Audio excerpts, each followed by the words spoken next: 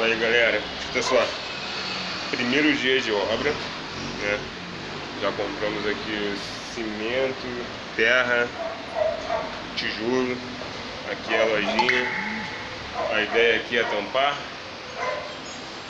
esse buraco aqui que colocaram de ar-condicionado, tampar também essa porta e aumentar aquela ali onde que o David está fazendo a medição.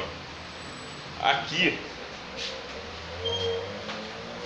onde que não sei o que eles queriam fazer, a ideia é antiga. A gente está tentando ampliar isso aqui. Aqui é a cozinha, ó. Olha o estado que tá ela, né? Isso aqui é a cozinha. Então, a gente está tentando ver o que vai fazer.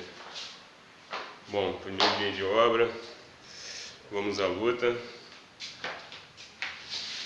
Aqui é espaço, corredorzinho que vai ser. Aqui esse espaço aqui, esse corredor.